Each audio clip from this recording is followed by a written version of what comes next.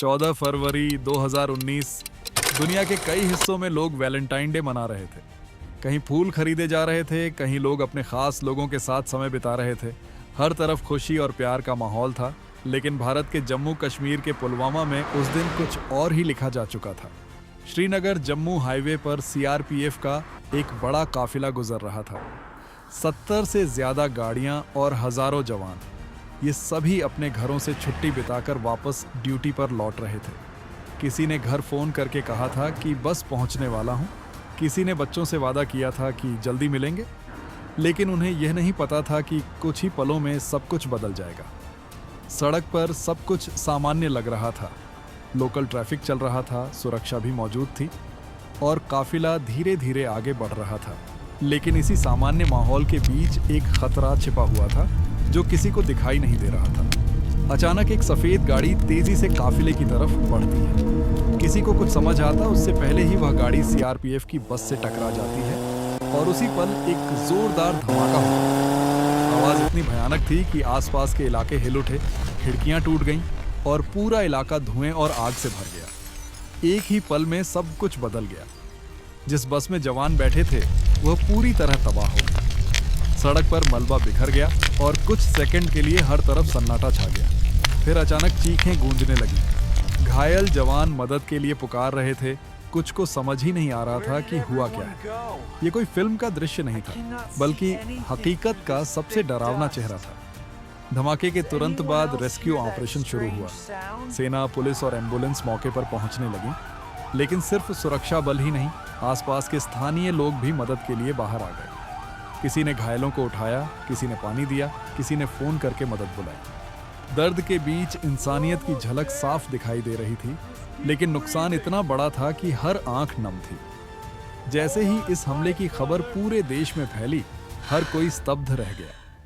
लोगों को यकीन नहीं हो रहा था कि इतना बड़ा हमला हो सकता है। हर शहर में लोग सड़कों पर उतर आए, मोमबत्तियां जलाई गईं, शहीदों को श्रद्धांजलि दी गई। सोशल मीडिया पर लाखों संदेश लिखे गए। देश गुस्से और दुख से भर गया था। जांच शुरू हुई तो धीरे धीरे सच्चाई सामने आने लगी। यह हमला एक आत्मघाती हमलावर द्वारा किया गया था जो एक स्थानीय युवक था। कभी वह भी एक सामान्य जिंदगी जी रहा था, लेकिन समय के साथ उसकी सोच बदल गई। कट्टरपंथी विचारधारा, इंटरनेट पर फैलाया गया जहर और लगातार तनाव ने उसके दिमाग को पूरी तरह बदल दिया। इसी का फायदा उठाकर एक आतंकी संगठन ने उसे अपने मकसद के लिए तैयार किया।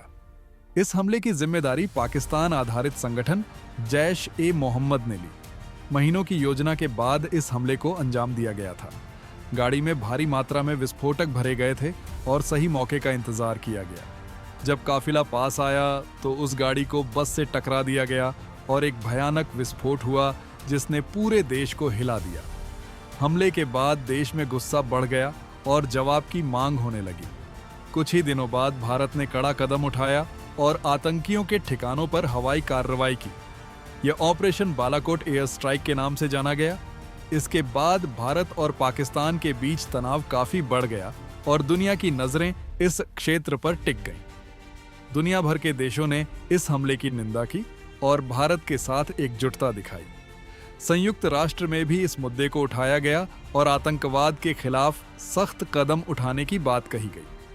समय बीत गया, लेकिन इस हमले से जुड़े सवाल आज भी बाकी हैं। सुरक्षा में चूक कहां हुई? इतना बड़ा हमला कैसे हो गया? क्या इसे रोका जा सकता था?